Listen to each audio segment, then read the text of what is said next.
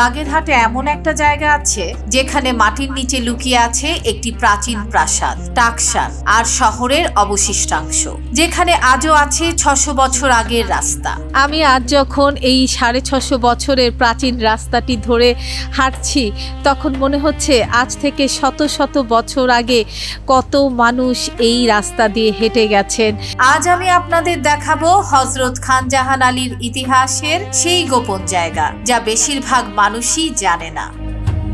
আসসালামু আলাইকুম, আমি সোমা আফরোজ আপনাদের স্বাগত জানাচ্ছি আমার আরেকটি নতুন ভিডিওতে। আমি এখন আছি খলিফাতাবাদ শহরের প্রতিষ্ঠাতা হযরত খান জাহান আলী রহমতুল্লাহ আলাইহের বসতভিটায়। এই যে পুরো জায়গাটি দেখতে পাচ্ছেন, এই পুরোটা জুড়েই ছিল তার বসতভিটা। এখানেই তিনি বাস করতেন।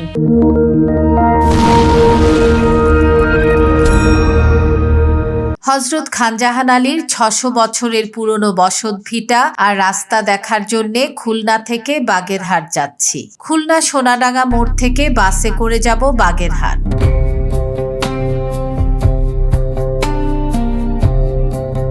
সোনাডাঙ্গা এসেই বাগেরহাটের বাস পেয়ে গেলাম। আধা ঘন্টা পর পর এখান থেকে বাগেরহাটের উদ্দেশ্যে বাস ছেড়ে যায়, লোকাল বাস।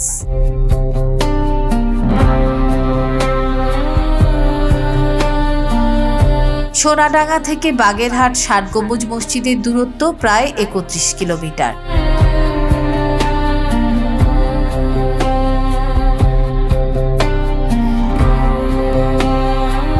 বাগেরহাট ঐতিহাসিক ৬০ গম্বুজ মসজিদের সামনে নেমে তারপর অটো করে যেতে হবে খান জাহান আলীর ভিটায়।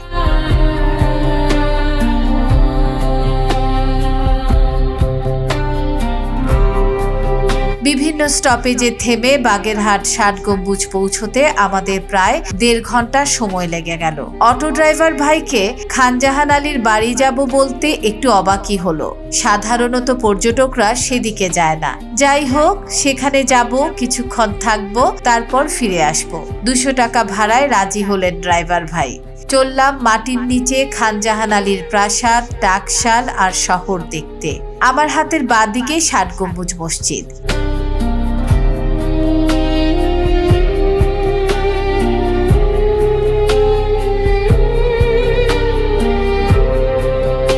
একটু পরেই একটা পথ নির্দেশিকা দেখে থেমে গেলাম।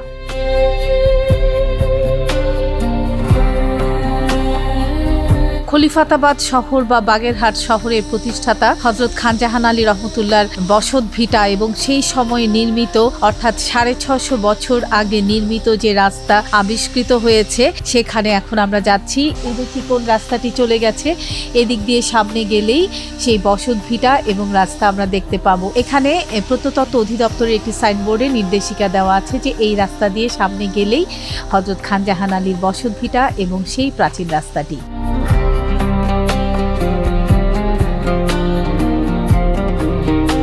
প্রত্যন্ত গ্রামের সরু রাস্তা দিয়ে যাচ্ছি।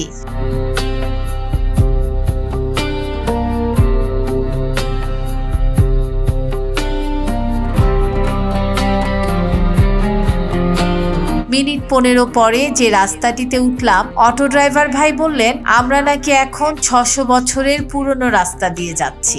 এবার আমার চমকে যাবার পালা। ৬০০ বছর আগের রাস্তা এখনো টিকে আছে, আর সে রাস্তার উপর দিয়ে এখনো গাড়ি চলে, মানুষ হাঁটে। আমি আপনাদের এই রাস্তার ডিটেইল দেখাবো আর শোনাবো ইতিহাস। তার আগে মাটির নিচে লুকোনো খান জাহানের প্রাসাদ দেখে আসি। ৬০০ বছরের পুরনো রাস্তা ধরেই কিছুক্ষণের মধ্যে পৌঁছে গেলাম একটা ফাঁকা জায়গায়। জানলাম এখানেই ছিল খান জাহান আলীর বসতভিটা। এই গ্রামের নাম কি ভাই? গ্রামের নাম হচ্ছে সুন্দরঘোনা। এটি খান জাহান আলী সাহেবের বসতভিটা। এটি খনন করার পরে আপনার হচ্ছে ফিরে পলিথিন দিয়ে মাটি দিয়ে ঢেকে দিয়ে রাখা হচ্ছে, মানে পুরোটা খনন না করা পর্যন্ত আর কি প্রবেশ বা দেখার কোনো সিস্টেম থাকে না। একমাত্র হচ্ছে আপনার যখন আপনার খনন করা হয় তখন আর কি দেখা যায়। ম্যাপ দেখে হয়তো বের করছে, আর খান জাহান সাহেবের বসতভিটা বা ইবাদতখানা যেগুলো আছে সবগুলোই তো আস্তে আস্তে বের করতেছে। আপনারা কি ছোটবেলা থেকে জানতেন এটা? না, এটি আমরা ছোটবেলা থেকে জানি না। এটা এমনি আগে তো মানুষের বসবাস করত, কিন্তু কিছুদিন হয়েছে সরকার অ্যাকোয়ার করে নিয়ে আর কি যখন খনন করে বের করেছে তখন আর কি মানুষ টুকটাক জানা শুরু করেছে যে এই জায়গায় বসত ভিটা। এই সমস্ত জায়গা আর কি মাটি উঁচু করে ফেলানো হয়েছে, খনন করে আর কি যে মাটিগুলো ফেলানো হয়েছে এইগুলো আর কি। এখান থেকে তার মাজার কত দূর? এখান থেকে তার মাজার 3 কিলোর মতো। খনন কাজ চলার কারণে বিস্তীর্ণ জায়গা জুড়ে মাঝে মাঝেই উঁচু ঢিবির মতো হয়ে আছে।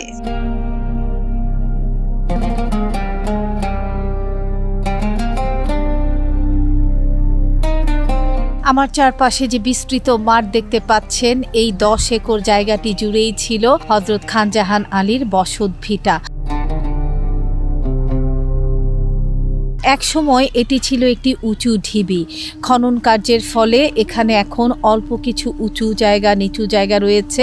2001 সাল থেকে 2023 সাল পর্যন্ত এখানে খনন কাজ করা হয় প্রায় 12 বার। প্রত্নতত্ত্ববিদদের মতে এটি ছিল হযরত খানজাহান আলীর বসত ভিটা। এখান থেকে যেসব অর্থাৎ প্রাচীন আমলে 1500 শতক 16 শতকে যে সকল জিনিসপত্র পাওয়া গেছে তা সংরক্ষিত রয়েছে বাগেরহাট জাদুঘরে। এই খানজাহান আলীর বসত ভিটা থেকে সেই সময়কার বিভিন্ন তৈজসপত্র, পানপাত্র, পোড়ামাটির ফলক অনেক কিছুই পাওয়া গেছে। এখন এই যে বিস্তীর্ণ মাঠটি, কিছু জায়গা উঁচু, কিছু জায়গা নিচু এবং অনেক জায়গায় সেই সময়কার ইট বেরিয়ে আছে। ঢিবিটি খনন করার পর ঢেকে দেওয়া হলেও এখন অনেক উঁচু নিচু জায়গা রয়েছে। অনেক জায়গায় ইট এবং দেয়াল দেখা যাচ্ছে ছড়িয়ে ছিটিয়ে আছে। এই যে একটি ইট, এটি হচ্ছে সেই 1500 শতকের ইট, অর্থাৎ সুলতানি আমলের। আসলে খনন কাজ শেষ হওয়ার পর আবার সেই জায়গাগুলো ঢেকে দেওয়া হয়। এখন এই পুরো জায়গাটা ঢেকে দেওয়া আছে কারণ পুরো কাজ এখনো শেষ হয়নি। হয়তো এই বসত ভিটার পুরো খনন কাজ শেষ হলে আমরা সেই 1500 শতকে হযরত খানজাহান আলীর বাড়ি কেমন ছিল সেটা দেখতে পাবো। খানজাহান আলীর বাগেরহাট আর বাগেরহাটের খানজাহান আলী, এই দুটো কথা একই সূত্রে গাঁথা। তিনি ছিলেন বাগেরহাটের স্রষ্টা, শিল্পী। বাগেরহাটের প্রতিটি ধূলিকণায় মিশে আছে তার পুণ্য স্মৃতি। খানজাহান আলী রহমতুল্লাহ আলাইহের জন্ম দিল্লিতে 1369 সালে। দিল্লিতে ধর্মীয় ও আধ্যাত্মিক শিক্ষার পাঠ চুকিয়ে সেনাবাহিনীতে যোগ দেন তিনি। দিল্লির তুগলক সুলতানদের শাসনামলে তিনি আমিরের পদমর্যাদা লাভ করেন। 1398 সালে তৈমুরলংয়ের দিল্লি আক্রমণের পর 1500 শতকের শুরুতেই তিনি বাংলার বৃহত্তর যশোর ও খুলনা অঞ্চলে আসেন। এখানেই তিনি ইসলাম ধর্ম প্রচার শুরু করেন, একটি সমৃদ্ধ রাজ্য প্রতিষ্ঠা করেন এবং তার নাম দেন খলিফাতাবাদ।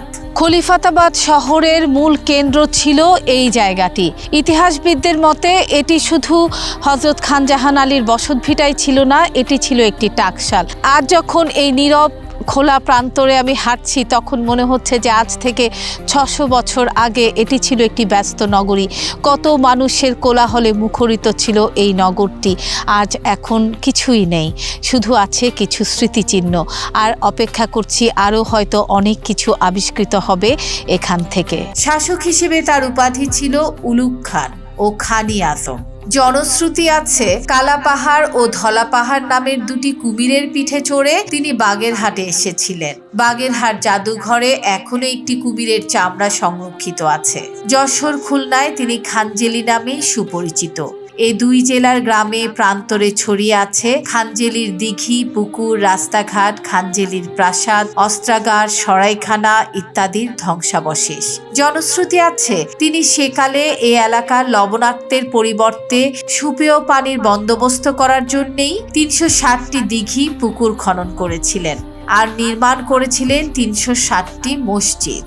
জনবসতিহীন জায়গায় বসতি স্থাপন করার জন্য তিনি অনাবাদি জমিতে লুকিয়ে রাখতেন স্বর্ণ, রৌপ্য, যাতে নতুন বসতি স্থাপনকারীরা জমি আবাদকালে ওই লুকোনো সম্পদ পেয়ে বসতি স্থাপন করতে আগ্রহী হয়। প্রত্নতত্ত্ব অধিদপ্তর এখানে খনন কাজ চালিয়ে সেই সময়ের অর্থাৎ 1500 শতকের বসতি ও মধ্যযুগীয় নানা নিদর্শন উদ্ধার করেছেন। প্রথমে দিল্লির সুলতান থেকে, পরে গৌড়ের সুলতান থেকে খানজাহান আলী রহমতুল্লাহ আলাইহে সুন্দরবন অঞ্চলের জায়গির লাভ করেন। তখন গৌড়ের শাসক ছিলেন নাসিরউদ্দিন মাহমুদ শাহ। সুন্দরবনের আশপাশের বন জঙ্গল আবাদ করে সেখানে খানজাহান আলী কয়েকটি শহর গড়ে তোলেন।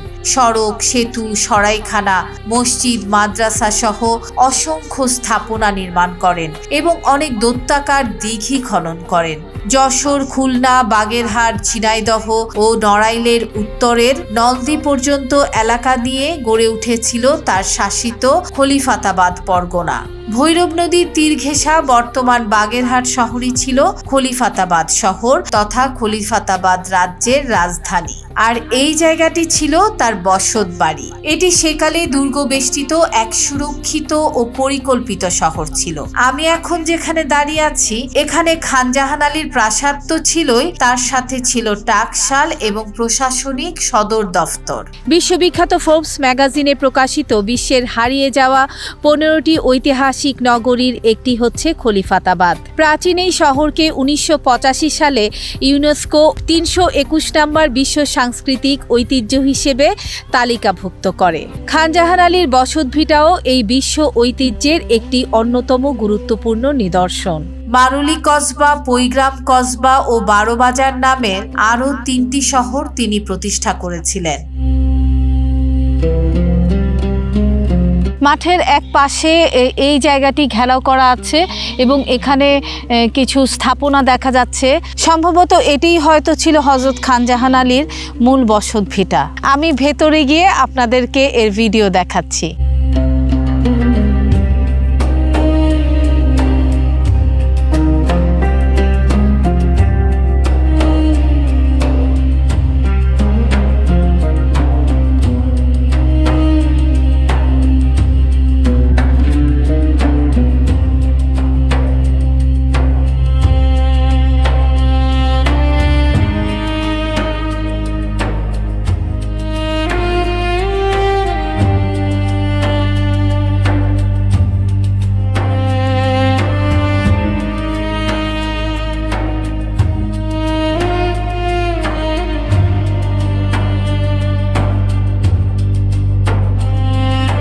বসতভিটার এক পাশে হচ্ছে একটি দিঘি। এটিও সেই সময়ের খননকৃত একটি দিঘি। সম্ভবত এই বসতভিটায় যারা বাস করতেন তারা সুপেয় পানির জন্য এই দিঘির পানি পান করতেন। বসতভিটার এই দিঘিটিও বেশ বড়, এদিক থেকে শুরু হয়ে একদম ওপাশে চলে গেছে। অনেক বড় এই দিঘিটি। এখানে এসে এই বাগেরহাটের খান জাহান আলীর সময়ে খননকৃত যতগুলো দিঘি দেখলাম প্রত্যেকটা দিঘির পানি খুব পরিষ্কার টলটলে এবং স্থানীয়দের সাথে কথা বলে জানলাম এই যে দিঘির পানি এটা সুপেয় অর্থাৎ মিষ্টি পানি। 2001 সালে এখানে প্রথম খনন কাজ শুরু হয়। তারপর 2008 সাল থেকে এখন পর্যন্ত মোট 12 বার খনন কাজের মাধ্যমে এখান থেকে বেশ গুরুত্বপূর্ণ প্রত্নতাত্ত্বিক নিদর্শন পাওয়া গেছে। তার মধ্যে সবচেয়ে উল্লেখযোগ্য হচ্ছে 600 বছরের পুরনো ইট বিছানো রাস্তা, যেটি এই বসতভিটা থেকে বেরিয়ে একটু সামনে পৌঁছলেই সেই 600 বছরের পুরনো রাস্তাটি রয়েছে, যা আমি আজকের ভিডিওতে আপনাদের সাথে শেয়ার করব। এই যে রাস্তাটা যে দেখলাম, হ্যাঁ, এই রাস্তাটা কবে বের হয়েছে? রাস্তাটা অনেক আগের থেকে। আপনার ছোটবেলা থেকে জানেন? হ্যাঁ, আমার ছোটবেলা থেকে, আমার বাপ বা দাদার আমলের থেকেই জানা আছে। এই রাস্তাটা হলো 600 বছর। এই রাস্তা থেকে একেবারে মাজার পর্যন্ত রাস্তা ছিল, কিন্তু এখন আপনার 1 কিলোর একটু বেশি আছে রাস্তাটা, আর বাকিটা পাকা করে ফেলেছে। আমি এখন হাঁটছি আজ থেকে 650 বছর আগে নির্মিত একটি প্রাচীন ইটের রাস্তা ধরে। খান জাহান আলী রহমতুল্লাহ আলাইহের বসতভিটায় যাওয়ার জন্য যে রাস্তাটি, সেই রাস্তাটিরই কিছু অংশ হচ্ছে আজ থেকে 650 বছর আগে নির্মিত, অর্থাৎ সেই প্রাচীন রাস্তা।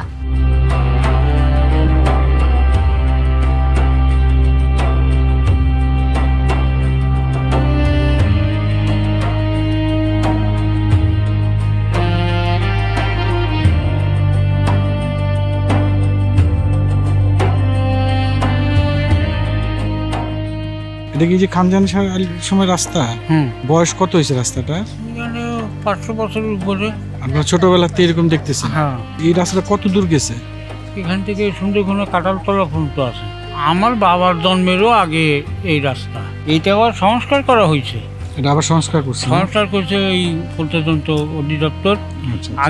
আগের ইটটা হচ্ছে কি এইটা না? এইটা হচ্ছে আগের ইট, আর এই যেটা হ্যাঁ। এইটা পরে ওই ইট দিয়ে এই 2016 সালে সংস্কার করছে। ও আচ্ছা, কিন্তু আগের ইটটা ওই পাশে রাখা আছে? পাশে না, এই ভিতরেও ছিল। এখান থেকে এই যে খারাপ হয়ে গেছে এই ইটটা, সেইটা উঠাই আর কি নতুন বদলায় দিছে। এই যে আমি এখন যেখানে দাঁড়িয়ে আছি, এখানে ছিল কালভার্ট, যেই কালভার্টটিও আজ থেকে 650 বছর আগে।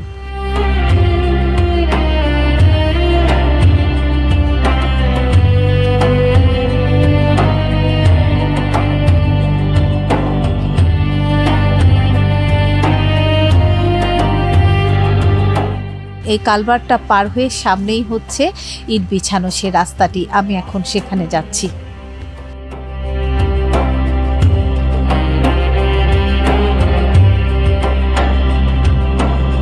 আমি আপনাদেরকে একদম কাছ থেকে এই রাস্তাটি দেখাচ্ছি। চিকন চিকন ইট,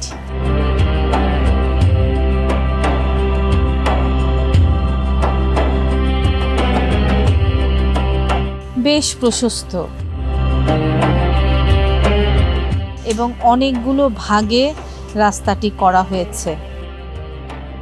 শুরু থেকে 1, 2, 3, 4, 5, 6, 7, 8টি কলাম, 8টি কলাম করে রাস্তাটা করা হয়েছে।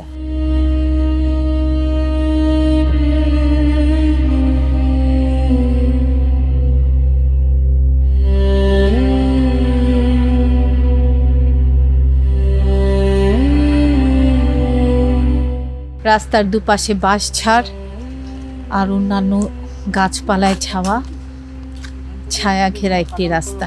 খুব সরু চিকন লাল ইট বিছানো এই রাস্তাটি। এই রাস্তা খননকালে এখানে শুধু রাস্তাটি নয়, তার সাথে আবিষ্কৃত হয় সেই প্রাচীনকালের কালভার্ট, নিরাপত্তা চৌকি।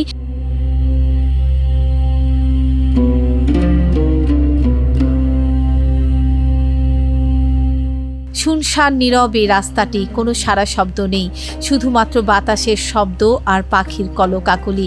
কিন্তু আজ থেকে শত শত বছর পূর্বে, অর্থাৎ যখন এই রাস্তাটি নির্মাণ করা হয়েছিল 650 বছর আগে, হয়তো কতটা জাঁকজমকপূর্ণ ছিল এই নগরী, কতটা সমৃদ্ধ ছিল এই অঞ্চলটি। চট্টগ্রামের সুফি সাধক বায়েজিদ বোস্তামির সঙ্গে খান জাহান আলী রহমতুল্লাহ আলাইহের সখ্যের কথা জানা যায়। আর এ কারণেই বাগেরহাট থেকে চট্টগ্রাম পর্যন্ত একটি দীর্ঘ মহাসড়ক নির্মাণ করেছিলেন তিনি। ঐতিহাসিকদের মতে হযরত খান জাহান আলী নির্মিত এই প্রাচীন রাস্তাটি যশোর, বাগেরহাট হয়ে খলিফাতাবাদ নগরীর পাশ দিয়ে চট্টগ্রাম পর্যন্ত বিস্তৃত ছিল।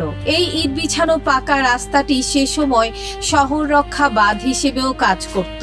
যদিও বর্তমানে এই রাস্তাটির কিছু অংশ শুধুমাত্র খননের মাধ্যমে উদ্ধার হয়েছে এবং অনেক কিছুই হারিয়ে গেছে।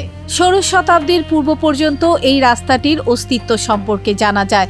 ধারণা করা হয় যে প্রবল ভূমিকম্পে পদ্মা নদীর গতিপথ পরিবর্তনের মাধ্যমে এই রাস্তাটি বিলীন হয়ে যায়।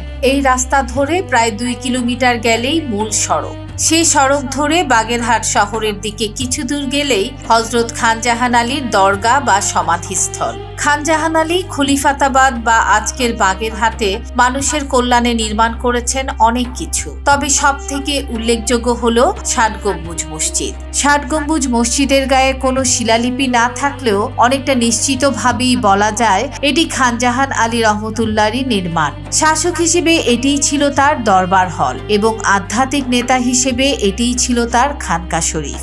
এখানে বসেই তিনি খলিফাতাবাদ পরিচালনা করতেন এবং নামাজের সময় সবাইকে নিয়ে নামাজ আদায় করতেন। 60 গম্বুজ মসজিদ নিয়ে আমার আলাদা একটি ভিডিও আসছে, আগ্রহীরা অবশ্যই সেই ভিডিওটি দেখবেন। 650 বছরের প্রাচীন রাস্তা থেকে আমার আজকের এই ভিডিও এখানেই শেষ করছি। ভিডিওটি ভালো লাগলে লাইক, কমেন্ট, শেয়ার করতে ভুলবেন না। যারা আমার চ্যানেলটি সাবস্ক্রাইব করেছেন তাদেরকে অনেক অনেক ধন্যবাদ, আর যারা এখনো আমার চ্যানেলটি সাবস্ক্রাইব করেনি তাদেরকে অনুরোধ জানাচ্ছি প্লিজ আমার চ্যানেলটি সাবস্ক্রাইব করুন, বেল বাটন প্রেস করে রাখুন যেন নোটিফিকেশন পাওয়ার সাথে সাথে ভিডিও দেখতে পারেন। সবাই ভালো থাকবেন, সুস্থ থাকবেন, খোদা হাফেজ।